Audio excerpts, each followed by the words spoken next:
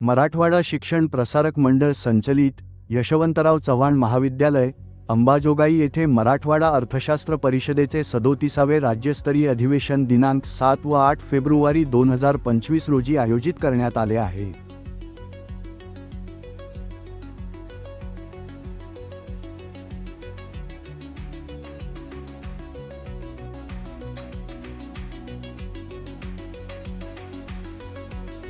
या अधिवेशनाचे उद्घाटन आज दिमाखदार सोहळ्यात करण्यात आले। अधिवेशनाचे उद्घाटन प्राध्यापक डॉक्टर नीरज हातेकर यांच्या हस्ते करण्यात आले। दीपप्रज्वलन करून कार्यक्रमाची सुरुवात करण्यात आली। यावेळी व्यासपीठावर मान्यवरांची उपस्थिती होती।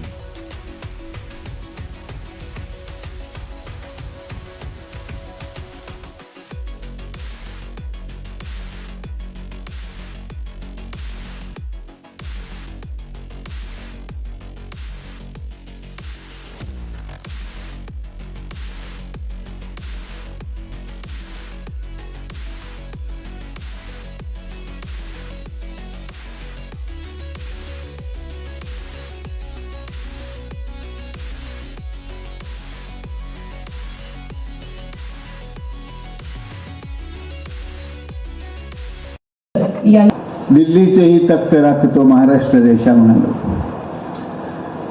आज आपला महाराष्ट्र खरंच कसा आहे का याचा विचार करण्याची वेळ आली। आज आपला जो महाराष्ट्र आहे हा यशवंतरावांनी 1960 साली कल्पलेला महाराष्ट्र खरंच आहे का? मी काही आकडेवारी आपल्यासमोर मांडणार आहे। ही माझी आकडेवारी नाही आहे, ही भारत सरकारची शासकीय आकडेवारी उपलब्ध आहे। त्या आकडेवारीवर मी काही गोष्टी तुम्हाला सांगणार आहे आणि मग आपण त्यातून पुढे कसं जायचं याच्यावर विचार करू। आपल्याला हे माहिती आहे, आपण सगळे अर्थशास्त्राचे अभ्यासक आहात। आपल्याकडे दारिद्र्याचं जे मापन होतं हे उपभोग खर्चाने होतं। म्हणजे नॅशनल सॅम्पल सर्वे ऑर्गनायझेशन जी संस्था आहे ही दर 5 वर्षांनी एक कन्झ्युमर एक्सपेंडिचर सर्वे करते आणि मग त्या कन्झ्युमर एक्सपेंडिचर सर्वेमध्ये मोठ्या प्रमाणात एक सर्वेक्षण होतं कुटुंबांच्या खर्चाचं। तेलावर किती खर्च करतात, शाळेवर किती, शिक्षणावर किती खर्च करतात, आरोग्यावर किती खर्च करतात, अन्नधान्यावर किती खर्च करतात वगैरे सगळी आकडेवारी असते। त्या आकडेवारीनुसार एक दारिद्र्य रेषा असते आणि त्या दारिद्र्य रेषेनुसार दारिद्र्य रेषेखाली किती लोक आहेत हे ठरलं जातं। आता खरं तर 2011-12 सालानंतर आपल्या देशात दारिद्र्य रेषाच नाही आहे। शासकीय दारिद्र्य रेषा आपल्याकडे नाही, आपल्याकडे आकडेवारी नाही। आपल्या देशात किती लोक आहेत हे आपल्याला माहीत नाही, जन्मदर किती आहे माहीत नाही, 60च्या वयाचे किती लोक माहीत नाहीत, रोजगारात किती लोक आहेत आपल्याला आकडेवारी नाही। पण 2023-24 साली ही जी आकडेवारी आली, 22-23 आणि 23-24 साली जी नॅशनल सॅम्पल सर्वे ऑर्गनायझेशनची आकडेवारी आली त्याच्यावरून आपण दारिद्र्याविषयी काही भाष्य करू शकतो।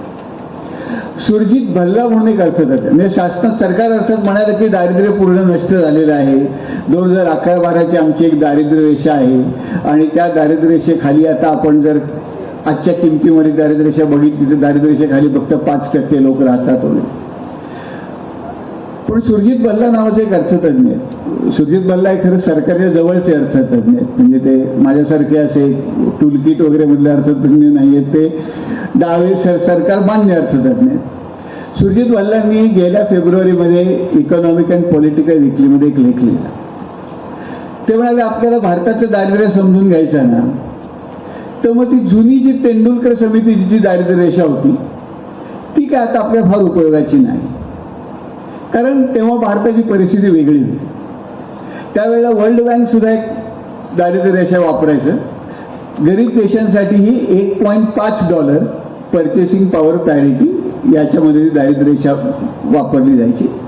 सुरजित भल्ला म्हणाले की आपण आता गरीब देश नाही आहोत, आपण आता लोअर मिडल इन्कम कंट्री आहोत। जागतिक बँकेच्या जी व्याख्या आहे म्हणजे $1500 पर्यंत जे देश आहेत त्यांचं दरवेळी उत्पन्न $1500 पर्चेसिंग पॉवर पॅरिटी आहे ते गरीब राष्ट्र। 1500 ते 4000 हे लोअर मिडल इन्कम, 4000 ते साधारण आता 14,000 पर्यंत म्हणजे अप्पर मिडल इन्कम, आणि मग त्याच्या पुढचे सगळे श्रीमंत देश, अशी एक व्याख्या वर्ल्ड बँकेने केलेली आहे. आपलं दरडोई उत्पन्न या क्षणी $2,500 आहे, म्हणजे 1,500 ते 4,000 चौकटीत बसतं. त्यामुळे आपण लोअर मिडल इन्कम कंट्री आहोत. आणि लोअर मिडल इन्कम कंट्रीसाठी वर्ल्ड बँकेची स्वतःची एक दारिद्र्य रेषा आहे. जशी गरीब देशांसाठी दारिद्र्य रेषा आहे, तशी लोअर मिडल इन्कम कंट्रीजसाठी पण वर्ल्ड बँकेची एक दारिद्र्य रेषा आहे. ती दारिद्र्य रेषा आहे $3.5 पर्चेसिंग पॉवर पॅरिटी. सुरजित बल्लांनी साधारण त्याच्या जवळ जाणारी दारिद्र्य रेषा वापरली आणि ते म्हणाले ही दारिद्र्य रेषा जर आपण लावली तर आपल्या भारतातल्या दारिद्र्याचं काय चित्र दिसतं आणि राज्यभर दारिद्र्याचं काय चित्र दिसतं. 2022-23ची कन्झम्पशन एक्सपेंडिचरची सरकारची आकडेवारी. बल्लांनी जेव्हा ही जी लोअर मिडल इन्कम कंट्रीजची जी दारिद्र्य रेषा लावली तर भारतामध्ये ग्रामीण दारिद्र्याचं प्रमाण सर 25%. भारतामध्ये 25% लोक ग्रामीण दारिद्र्य रेषेच्या खाली, ग्रामीण भारतामध्ये दारिद्र्य रेषेच्या खाली येतात. महाराष्ट्रामध्ये हे प्रमाण 26.5%. म्हणजे आज महाराष्ट्रातलं ग्रामीण दारिद्र्य हे भारतापेक्षा गडद आहे. बिहारमध्ये या दारिद्र्याचं प्रमाण 23.5%. म्हणजे आज ग्रामीण महाराष्ट्र जो आहे, या ग्रामीण महाराष्ट्राचं दारिद्र्याचं प्रमाण हे ग्रामीण बिहारपेक्षा सुद्धा गडद आहे, जास्त आहे. भारतापेक्षा, महाराष्ट्रापेक्षा जास्त दारिद्र्य आज कुठल्या राज्यात आहे? उत्तर प्रदेश, पश्चिम बंगाल, ओडिसा, छत्तीसगड, झारखंड ही 5च राज्य आहेत जिच्यामध्ये दारिद्र्य महाराष्ट्रापेक्षा, ग्रामीण महाराष्ट्रापेक्षा जास्त आहे. आणि आपण महाराष्ट्राच्या ज्या भागामध्ये आता उभे आहोत, बोलतो आहोत, तिथे महाराष्ट्रातलं सर्वात गडद दारिद्र्य आहे. म्हणजे हा महाराष्ट्र जो आहे हा आज बिहारपेक्षा गरीब आहे. हा महाराष्ट्र 1960 साली आपण कल्पलेला महाराष्ट्र आहे का? दिल्लीचं तख्त रखणारा महाराष्ट्र आहे का हा? नाही आहे ना. त्याचबरोबर आम्ही विषमतेची आकडेवारी काढली. आपल्याला विषमता मोजतात अर्थशास्त्रामध्ये जिनी इंडेक्स म्हणून मोजतात. आपल्या सगळ्यांना माहिती आहे जिनी इंडेक्स वापरून आपण विषमता काढतो. ही विषमता मी साधारण त्या कन्झम्पशन एक्सपेंडिचरच्या डेटावरनं, सरकारच्या डेटावरनं ही विषमतेचं त्याला प्रत्येक जिनी इंडेक्स एक कम्प्युटरमध्ये घातलं, त्याला सांगितलं जिनी इंडेक्स काढ प्रत्येक राज्याचा. महाराष्ट्राचा आला, देशाचा आला, आणि मला धक्का जेव्हा बसला, जेव्हा मला हे दिसलं की ग्रामीण महाराष्ट्रातला जिनी इंडेक्स जो आहे हा भारतातल्या इतर कुठल्याही राज्यापेक्षा जास्त आहे. म्हणजे ग्रामीण महाराष्ट्रात नुसतीच भारताच्या सरासरीपेक्षा जास्त गरिबी नाही आहे, तर विषमतेमध्ये ग्रामीण महाराष्ट्र हा आज भारतातला सर्वात वरचा टॉप राज्य आहे. ग्रामीण महाराष्ट्र हा अत्यंत विषम आणि गरीब असलेला प्रदेश आहे.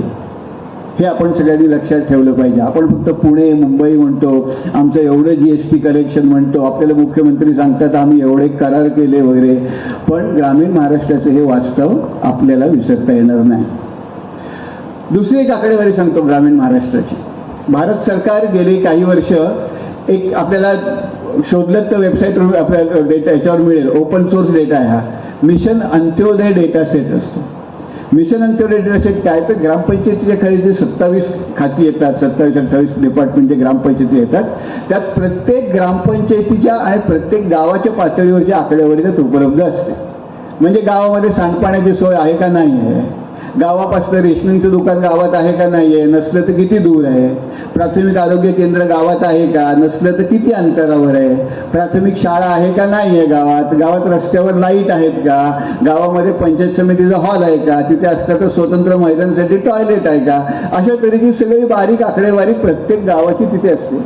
आणि त्याच्यामध्ये आम्ही गावांमधनं एक पायाभूत ज्या सुविधा असतात या सगळ्या, याची गैरसोय किती याचा एक इंडेक्स काढला. प्रत्येका गावासाठी काढला, प्रत्येका तालुक्यासाठी काढला, भारतातल्या प्रत्येका जिल्ह्यासाठी काढला, प्रत्येका राज्यासाठी काढला. आणि आम्हाला बघताना हे लक्षात आलं की ग्रामीण पायाभूत सुविधांच्या बाबतीत महाराष्ट्राचा नंबर वर्ण 27वा आहे. केरळमध्ये, गुजरातमध्ये, हरियाणामध्ये, तामिळनाडूमध्ये, कर्नाटकमध्ये आपल्यापेक्षा खूप चांगली परिस्थिती आहे. पण बिहारमध्ये सुद्धा आपल्यापेक्षा चांगली परिस्थिती आहे. आणि आज मराठवाड्यातले आपले जे जिल्हे आहेत याच्यापेक्षा कित्येक जिल्ह्यांची परिस्थिती UP, बिहार, नागालँडमधल्या जिल्ह्यांपेक्षा पण वाईट आहे.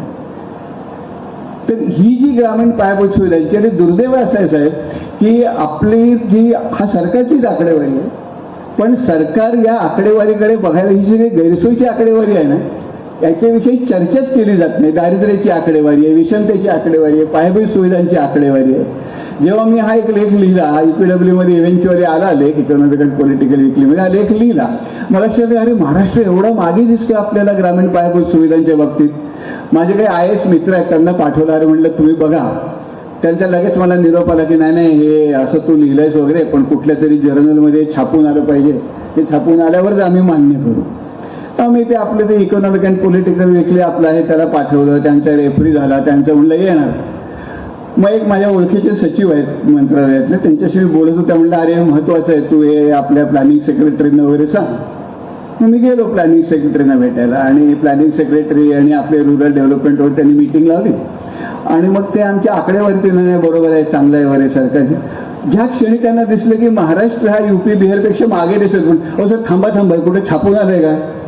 म्हणलं नाही पण येणार आहे. नाही म्हणलं थांबवा ना जरा. म्हणलं थांबवू कशाला? नाही आम्हाला लोक प्रश्न विचारतील याच्यावर. म्हणलं तुम्ही जेव्हा मी तुम्हाला पाठवलं होतं, तुम्ही म्हणलं छापून येत नाही, तोपर्यंत आम्ही विश्वास ठेवणार नाही. आता छापून येते म्हणल्यावर तुम्ही त्याच्यावर म्हणलं अहो तुम्ही विश्वास त्याच्यावर काम करा ना. मग ते म्हणले आम्ही थोड्या दिवसांनी परत आपली नवी मीटिंग लावू. आणि मग नवी मीटिंग आल्यानंतर त्यांनी मला सांगितलं नाही आमचाच डेटा चुकीचा आहे वगैरे. तसं काहीही नाही आहे. तो डेटा आम्ही आंध्र प्रदेशपासनं, अरुणाचलपासनं, कर्नाटक, तामिळनाडू गावागावात जाऊन अरुणाचलमध्ये तपासला, कर्नाटकमध्ये तपासला, आंध्र प्रदेशमध्ये तपासला, बिहारमध्ये तपासला, UPत तपासला. गावातल्या लोकांकडनं, हा बचत गटांकडनं जो डेटा गावचा गोळा होतो तो व्यवस्थित गोळा होतो, त्यात काय गडबड नसते. महाराष्ट्र शासनाला मान्य करायचं नाही. त्यामुळे अडचण कशी होतीये की आपण इतर राज्यांच्या तुलनेत बऱ्याच मागे पडतो. आणि हे आज खूप महत्वाचं आहे आपल्या दृष्टीने. हे का महत्वाचं आहे? परवा आपलं बजेट झालं. या बजेटमध्ये म्हणजे आपल्याला असं म्हटलं आहे की आपण साधारण यावर्षी आपला ग्रोथ रेट 6.4% राहणार आहे, असं साधारण या बजेटचं गृहीतक आहे. इकॉनॉमिक ग्रोथ रेट 6.4% राहणार आहे. हा 6.4% ग्रोथ रेट हा खरंच राहील 6.4% ग्रोथ रेट. पण हा चांगला परफॉर्मन्स आहे का? तर नाही.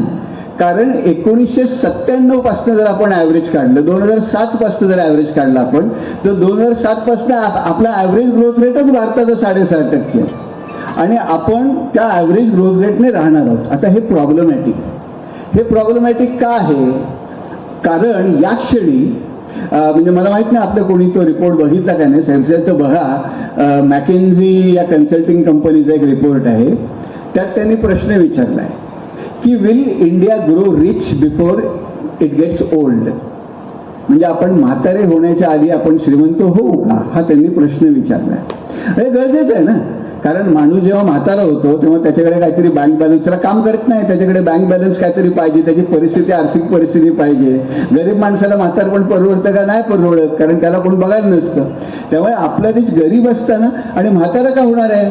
कारण आपण ज्याला डेमोग्राफिक डिव्हिडंड म्हणालो की आमच्याकडे जी तरुण पिढी आहे आणि ही तरुण पिढी काम करते, हा डेमोग्राफिक डिव्हिडंड जास्तीत जास्त आपल्याकडे अजून 20 ते 25 वर्षे टिकणार.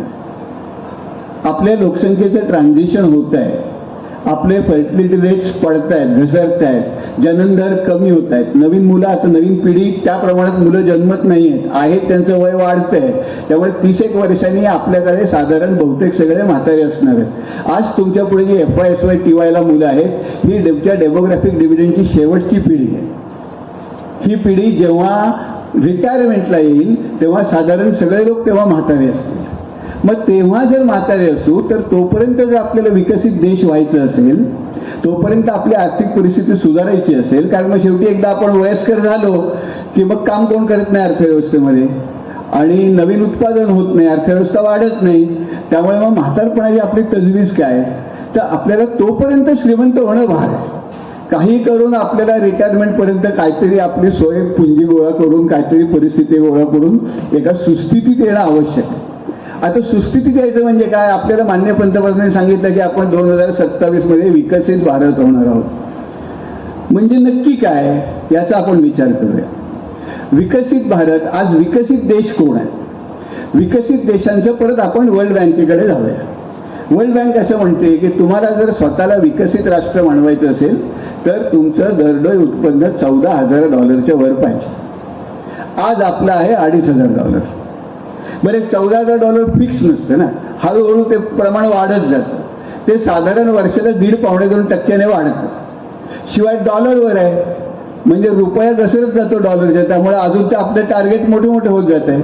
हे सगळं जर कॅल्क्युलेट केलं तर साधारण 2050 पर्यंत आपल्याला $20,000 ते $22,000 पर कॅपिटा गाठलं पाहिजे. या क्षणी आपला $2,500 आहे, म्हणजे आपलं धरण उत्पन्न आपल्याला दसपट वाढवलं तर आपण विकसित राष्ट्रामध्ये जाणार आहोत. आणि दसपट वाढवण्यासाठी काय करायला पाहिजे, तर आपला आर्थिक वाढीचा वेग किमान वास्तव रिअल ग्रोथ ही 10 ते 11% गाठली पाहिजे. आपण आतापर्यंत एकाही 10-12% कन्सिस्टंटली गेलेलो नाही. आपल्या एकूण इतिहासामध्ये आतापर्यंत 2007-8 मध्ये एकदा आपण 10% क्रॉस केलेला आहे एका वर्षी, आणि 2-3 वर्ष आपण 8-9% ग्रोथ सातत्याने गाठला. त्या 8-9% ग्रोथ आपल्याला गाठताच आपल्याला तोंडाला फेस आला, कारण त्याच्यानंतर असं झालं की लोकांना वाटलं की असाच ग्रोथ रेट चालू राहील. मग लोकांनी भयंकर कर्ज काढली, बँकांनी कर्ज दिली, मोठ्या प्रमाणात गुंतवणूक वेगवेगळ्या क्षेत्रांमध्ये वाढली, त्याचा परतावा आला नाही, त्यामुळे मग गुंतवणुकीचं प्रमाण कमी झालं. 2012-13 नंतर नवीन गुंतवणूकच होत नाहीये, कारण बँकांकडे कर्ज होती, मोठ्या प्रमाणात NPAs होते, बँकांनी उद्योगपतींनी घेतलेले, ते उद्योगपतींना परत देता येत नव्हते. कंपन्यांच्या बॅलन्स शीटवर कर्ज होती, बँकांकडे NPA होते, आणि दोन्हीमधनं आता ते हळूहळू सोडवणूक करत आपण त्यात आलेलो आहोत. 3 वर्ष फक्त आपण 8-9% ग्रोथ घेतलं तर आपल्या सगळ्या व्यवस्थेला एवढा मोठा प्रॉब्लेम झाला. आपल्याला सातत्याने 20 ते 22 वर्ष जर 10-12% वर ग्रोथ रेट गाठायचा असेल तर काय करायला लागेल, याचा आता आपण खरं तर गांभीर्याने विचार केला पाहिजे. माझ्या मते 2-3 गोष्टी करणं आवश्यक आहे. आणि त्यातली पहिली गोष्ट आहे की एकतर जर आपली अर्थव्यवस्था 10% वाढायची असेल तर शेतीचा ग्रोथ रेट 6 ते 7% असायलाच लागणार आहे. 6 ते 7% जर कृषी क्षेत्र वाढलं तर आपल्याला त्या 10% ग्रोथसाठी एक बेस तयार होणार आहे. सध्या आपल्याला 6 ते 7% कृषी क्षेत्र वाढणं जवळजवळ अशक्य आहे, कारण आपल्याकडे कृषी क्षेत्रामध्ये जे मुळात जे पायाभूत प्रश्न आहेत या प्रश्नांकडे आपण वळलेलोच नाहीये. उदाहरणार्थ आपल्याकडे प्राइसिंग पॉलिसी कुठली नाहीये, आपल्याकडे नक्की किमतीचं धोरण काय असावं शेतीमालाचं, म्हणजे फक्त आपण MSP वरच अवलंबून राहणार आहोत का, की इतर तऱ्हेने आपण काही प्राइस पॉलिसीज इन्सेंटिव्हाइज करणार आहोत. म्हणजे बरेचसे आता अर्थतज्ञ म्हणतात की आपल्याला स्टेपल पिकांपासून म्हणजे गहू तांदूळ या पिकांपासून इतर व्हॅल्यू ॲडेड क्रॉप्सकडे जायला पाहिजे, हॉर्टिकल्चरकडे जायला पाहिजे, पोल्ट्रीकडे जायला पाहिजे, मिल्क प्रोडक्शनकडे जायला पाहिजे. मग ह्याच्यासाठी आपण कशा तऱ्हेने स्ट्रक्चर्स तयार करणार आहोत, अशा तऱ्हेने आपले प्राइसिंग पॉलिसीज कशा तऱ्हेची असणार आहेत, आपले सप्लाय चेनची कशा आपण गुंतवणूक करणार आहोत, त्या सगळ्या शेतमालाच्या पणनासाठी मार्केटिंगची व्यवस्था आपल्याकडे काय आहे, त्याच्यासाठी लागणाऱ्या पायाभूत सुविधा आपल्याकडे काय आहेत. तर या सगळ्यांचा विचार आणि ह्याच्यामध्ये करायला लागणारी गुंतवणूक याचा विचार मला कुठेही मोठ्या प्रमाणात होताना दिसत नाहीये, आणि तो करण्याचा एक खूप मोठा भाग आवश्यक आहे. दुसरा महत्वाचा भाग आहे रोजगार. आपण रोजगार निर्मिती करत नाही आहोत. एकतर एकीकडे तंत्रज्ञान बदलतंय, म्हणजे एकीकडे जे तंत्रज्ञान मोठ्या प्रमाणात ते खूप कॅपिटल इंटेन्सिव्ह तंत्रज्ञान आहे, आणि कॅपिटल इंटेन्सिव्ह तंत्रज्ञानातनं होतंय असं की आपल्याकडे भांडवली गुंतवणूक तर होते पण त्यातनं रोजगार निर्माण होत नाही, कारण बहुतेक सगळे टेक्निकल बहुतेक हे टेक्नॉलॉजीने आता उदाहरणार्थ रस्त्याची जी कामं होतात त्या रस्त्याच्या कामाला आता तेवढा पूर्वी इतका लेबर लागत नाही, सगळे मशीननी कामं मोठ्या प्रमाणात होतात. तर रोजगार त्यामुळे आपण निर्माण कसा करायचा हा एक मोठा प्रश्न आपल्याकडे तयार होतोय. त्यात पुन्हा काय झालंय की आपली दिशा मला वाटतं भारत सरकारची चुकती आहे. भारत सरकार असा विचार करते आणि महाराष्ट्र सरकार सुद्धा असा विचार करते की मेक इन इंडिया सारखे प्रकल्प जे आहेत ते मोठ्या प्रमाणात आपल्या देशामध्ये परकीय गुंतवणूक येईल, आणि मोठ्या प्रमाणात कारण आपल्याकडे लेबर स्वस्त आहे आणि परकीय गुंतवणूक येईल, आणि ती परकीय गुंतवणुकीनंतर आपल्याकडे मोठे प्रकल्प उभे राहतील आणि त्यातनं रोजगार निर्माण होईल. दुर्दैवाने तसं होत नाही. तसं होत नाही याला कारण आहे, कारण चीन सारखे देश जेव्हा मोठ्या प्रमाणात यांनी लेबर इंटेन्सिव्ह एक्सपोर्ट्स करायला सुरुवात केली आणि जगभर तिथे मॅन्युफॅक्चरिंग हब झाले, म्हणजे सायकलपासून इलेक्ट्रिक बॅटरीपासून मोबाईलपासून सगळे चीनी लोक जे बनवायला लागले, त्याच्यामागे दोन महत्त्वाचे भाग होते. चीनने माणसांमध्ये, मानवी संसाधनांमध्ये मोठ्या प्रमाणात गुंतवणूक केली होती. चीनमधला शिक्षणाचा दर्जा आणि चीनमधल्या कामगाराची प्रोडक्टिव्हिटी ही आपल्या खूप पुढे आहे. मला आठवतं 92-93 साली जेव्हा चीनी अर्थतज्ञ चीन विद्यापीठात आमच्या मुंबई विद्यापीठात यायचे तेव्हा आपल्या खूप मागे होते ते. आज जगातल्या 100 विद्यापीठांमध्ये चीनमध्ये 7 विद्यापीठ आहेत. भारतातल्या पहिल्या 100 मध्ये तर एकही नाही आहे. 200 मध्ये एक आहे, आमचं बँगलोरचं इंडियन इन्स्टिट्यूट ऑफ सायन्स आहे. ते खूप मोठं विद्यापीठ आहे, पण आपल्याला पल्ला खूप मोठा, प्रचंड पल्ला आपल्याला गाठायचा आहे. तो त्या दृष्टीने आपण हे काम केलेलं नाही आहे. दुसरं, आपल्या पायाभूत सुविधा सुद्धा चीनसारख्या किंवा व्हिएतनामसारख्या इतक्या चांगल्या नाही आहेत. त्यामुळे जगभरात काय झालं आता की जगभरामध्ये जे काही आता जे उत्पादन होतं ते एकाच ठिकाणी होत नाही. त्याचे काही पार्ट जगाच्या एका भागात होतात, काही पार्ट जगाच्या दुसऱ्या पार्टमध्ये होतात, काही भाग जगाच्या तिसऱ्या पार्टमध्ये होतात. साधारण डिझाईन जे असतं ना, हे डिझाईन विकसित भागांमध्ये होतं, देशांमध्ये होतं. मार्केटिंग, फायनान्स पण विकसित देशांमध्ये होतं आणि असेंब्ली फक्त आपल्यासारख्या अविकसित देशांमध्ये होते.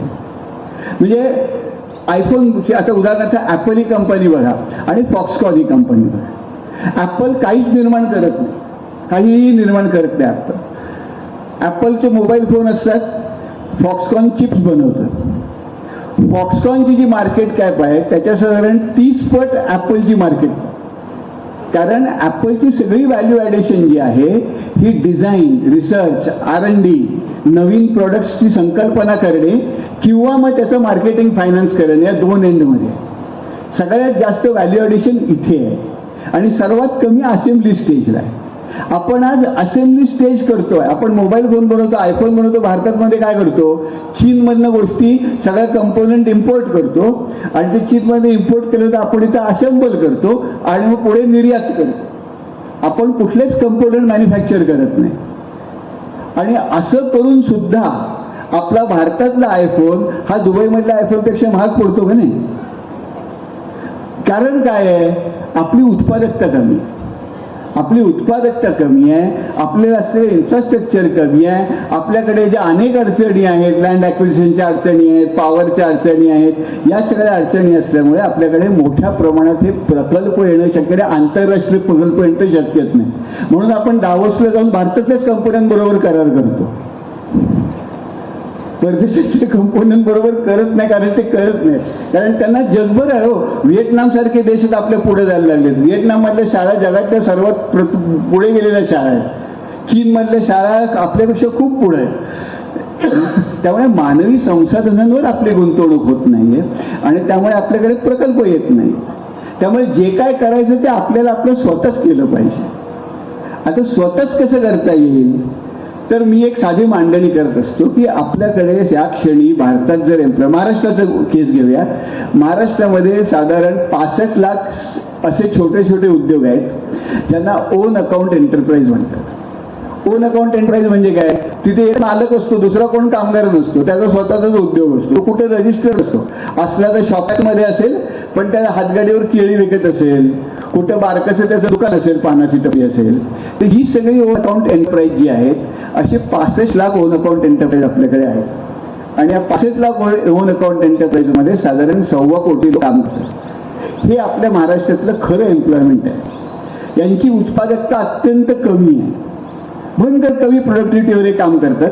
त्यांच्या वर्षाचं उत्पादन साधारण लाख ते 1.25 लाख रुपये नेट प्रॉफिटवर लोक काम करतात. पण यांची गरज काय आहे, यांना भांडवलाची गरज आहे. ते वाढू शकतात, यांना भांडवलाची गरज आहे. उदाहरणार्थ यातले जे मॅन्युफॅक्चरिंग मधले जे उद्योग आहेत त्यातले जवळ 50-60% उद्योग महिला चालवतात, महिला मालक आहे त्याच्या.